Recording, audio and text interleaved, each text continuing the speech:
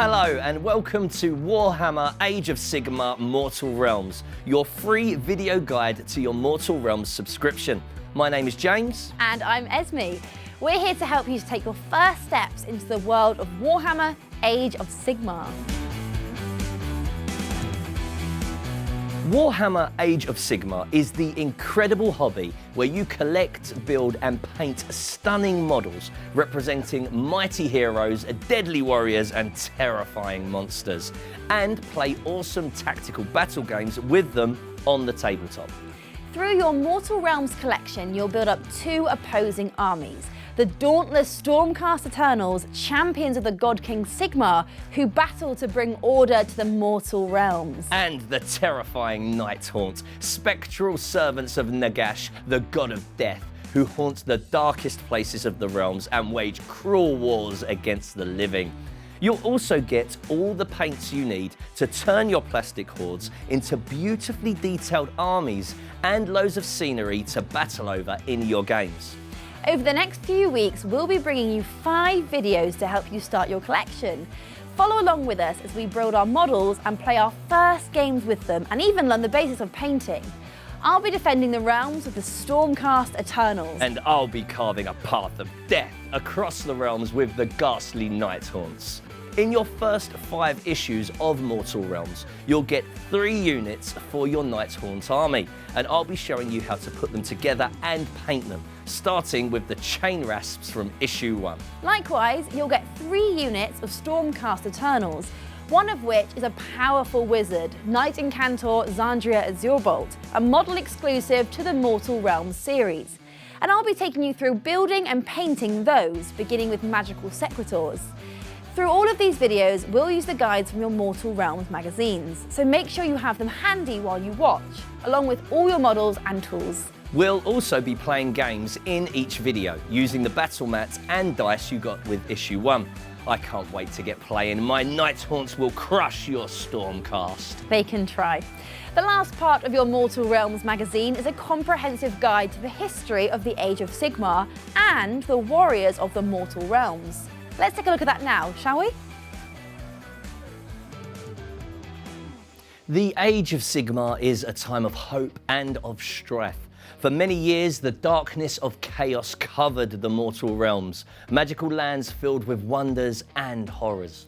The God King Sigmar, who once ruled all the realms, returned to liberate them with an army of heroes forged from the souls of fallen warriors plucked from the grasp of death. These champions of order are called the Stormcast Eternals. You'll find out more about Chaos and the 8 mortal realms in future issues of your magazine. For now, we'll focus on the forces of the Stormcast Eternals and Nighthaunt. The Stormcast Eternals are demigods clad in shining armour and armed with weapons that channel thunder and lightning to smite their enemies. They battle across all the realms, bringing Sigmar's light and the hope of a safe future to the faithful. In your magazine, you'll learn more about the Stormcast Eternals and the storm hosts in which they serve. You'll also find a special focus on your new Secretors, which will tell you all about these powerful warrior wizards and their mystical war gear. There is an introduction to the Nighthaunts where you'll discover how they have been cursed with eternal unlife by Nagash and vent their rage on the living. There's also profiles on the Chain Rasps, the other models that come in issue 1. Along with examples of where each of these damned souls was chosen by the Lord of Undeath to do his bidding. There'll be information about the worlds and inhabitants of the Age of Sigmar like this in every issue of Mortal Realms. And we'll be looking at some more of it in our next video. But for now, it's time to find out how to build our models. Let's start with the Secretors. You'll have noticed that your models come in multiple parts attached to plastic frames. We call these sprues. Before you can start defending or enslaving the realms, you'll need to clip the models off these and build them. The best way to do this is with a pair of modelling clippers. If you've subscribed to Warhammer Age of Sigmar Mortal Realms, you'll get a set of these clippers as one of your subscription gifts. You can also get a pair from your local Warhammer shop and Games Workshop's website. To use your clippers, hold them like this with your fingers on one arm and your thumb on the other. To cut a component from the sprue, place the flat side of the clippers against the component and gently but firmly squeeze the clippers shut like this. Be careful with clippers as they're sharp. Always cut away from yourself and keep the blade away from your fingers. Each of your secretors comes in multiple parts, including the bases they stand on. Each component is numbered on the sprue with numbers 1 to 6 making up one model, 7 to 11 building the second, and 12 to 16 used for the third. Start by clipping out parts 1 to 6 and keeping them together. A shallow dish is ideal for this. These will make the secretor prime, the leader of the unit. When you're cutting out your components, make sure to get the flat edge of the clippers as close to the model as possible so you don't leave plastic tabs attached. But be careful not to remove these pegs on the feet. You need these to make sure the models stand on their bases. So with all the bits for our secretor prime clipped off the frame, let's build our first model. You'll find a step-by-step guide to this in the build section of your magazine, so let's follow that. To start off with, you need to decide if you want your secretor prime to be wearing her helmet or not. If she's not going to wear the helmet, use part 2, and to keep it on, you'll want part 3. She's got cool hair, so I'm going to let her be bareheaded and use part 2. Push the rod in part 2, or 3 if you choose the helmet version, into the socket in part 1 as shown in step 1A. With some gentle pressure, push the 2 pieces together until they're flush. Now we need part 4. This is the front of the secretor prime's body. There are multiple rods on part 4. Line them up with the sockets in part 1 and push the sections of the model together just like before. Your secretor prime is nearly done. She just needs her shield and base now. The shield is part 5 and has a single rod to connect the remaining empty socket on part 1. Lastly, line up the pegs on the model's feet and shield and push them firmly into the slots on the base. Congratulations, you've just built your first model. Have a quick look over it and make sure all the components are pushed together properly, not leaving any gaps. Now, she doesn't want to be alone in battle, so it's time to give her some comrades. Following the instructions in your magazine, build your other 2 secretors. These don't have any optional parts and are designed to be easily assembled. Remember to carefully line up the rods and sockets on each component and push gently but firmly to make sure each secretor is securely built. Don't use too much force.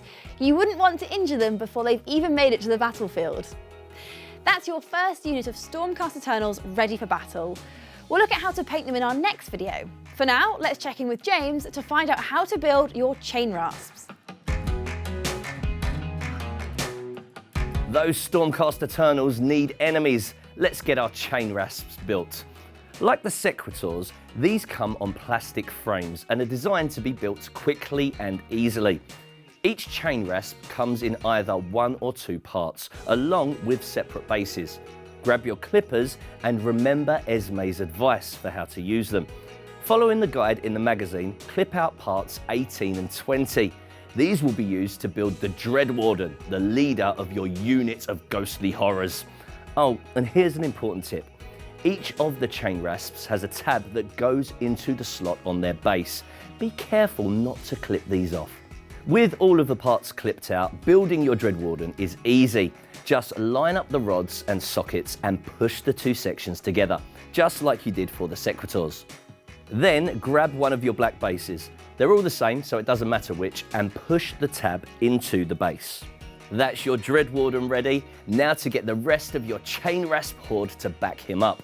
There are 9 more models to build, but the good news is that most of them are made up of 2 parts just like this one, and one is just a single piece. You'll have them ready in no time.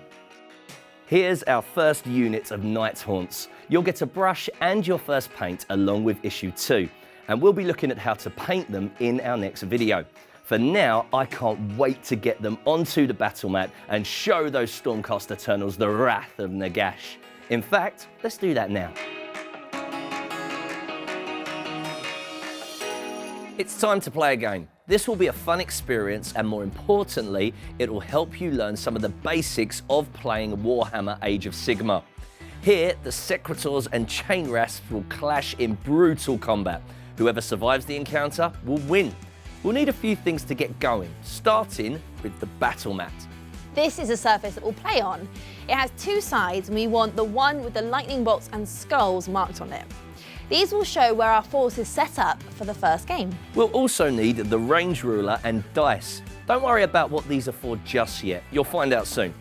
The last thing we need is a token or something similar to use as a marker. Place all of these to one side and get your models. I'll be using all 10 chain rasps. And I'll be using my 3 glorious Secretors. Warhammer Age of Sigmar is a game for 2 or more players, and while you can learn to play by yourself, you'll have even more fun learning with a friend or family member. Once you've decided who's going to play with the Stormcast Eternals and who will use the Nighthaunt, place your models on the lightning bolts and skulls on your gaming mat. You can see how they should look in the magazine. It doesn't matter which of your models goes on which space. In this mission, a small force of Secretors is scouting an ancient temple when they're ambushed by the chain rasps. Because of the ambush, the two forces start close together, so it's time to learn how to fight. The Stormcast Eternals have fast reactions. They have lightning in their veins after all, so they fight first. Yes, my Secretors get to do 2 things in the combat: pile in to get close to the chain rasps and then attack them with their Storm Smite mauls. We're going to do this now, and remember that you can refer back to your magazine at any time as a reminder. To pile in, you'll need the range ruler. You'll see it's marked with inches. Each of the Secretors can move up to 3 inches when they do this. And if they want to attack, they'll need to end their move touching a chain rasp's base. They definitely want to attack, so let's get them all moved into base contact. Now the Stormcast Eternals get to make their first attacks. And because they're all mighty heroes, they get to make 2 attacks each, which means each one rolls 2 dice, 1 for each attack. With 3 Secretors, that's 6 dice you'll need to roll, which is a bit scary, especially as Secretors are really skilled and hit on any roll of a 3 or better. To make my attacks, I roll the 6 dice, and as James said, any 3s or better are a success. 1s and 2s fail and don't hit, so we take those away. That leaves 4 hits. Remember that you can see this process in your magazine if you need a reminder. So 4 of my chain rasps are banished back to the realm of death. We remove the ones closest to the Secretors as shown in the diagram in your magazine. We take those off the mat and put them to the side. But it's okay, because my remaining chain rasps get ready to fight back. First, I have to pile them in. That works the same way as for the Secretors. They can move 3 inches each. Now, each of your chain rasps that have reached my Secretors gets to attack. They aren't quite as skilled as the Stormcast, so they get 1 attack each and hit on a 4 or better. Again, you can check what you need to roll in your magazine. So that's 3 dice. 1, 2, 3. Here goes. 1 hit. So is that a dead Secretor? Not quite. Each Secretor is heavily armoured and hard to kill, so it takes 2 hits to kill each one. Okay, so that's 1 wounded. Not too bad. Well, that's what the coin we grabbed earlier is for. I'll place this next to one of the Secretors to show that they're wounded. Next time the chain rasps attack, that Secretor will only take 1 wounding hit to kill if they get to attack again, because now it's my turn. It's time to find out who will win the Battle of the Barrows.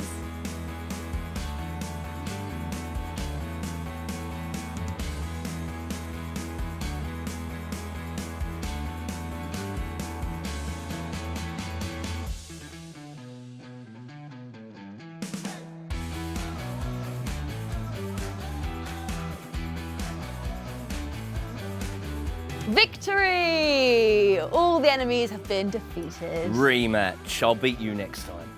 Wait until the next video and we'll see. Speaking of the next video, that's about all we have time for now, but we'll see you soon. Yes, indeed. Next time, we'll be continuing with what we've started here by looking at the new lore from issue 2, which focuses on Nagash, the Soul Wars, and the dreaded Myrmorn Banshees. You'll also get a set of Myrmorn Banshees to build, and we'll make a start on painting our models, beginning with the Nighthaunt units. And I'll have a chance to make up for my loss as we play another game, Terror Amidst the Tomb.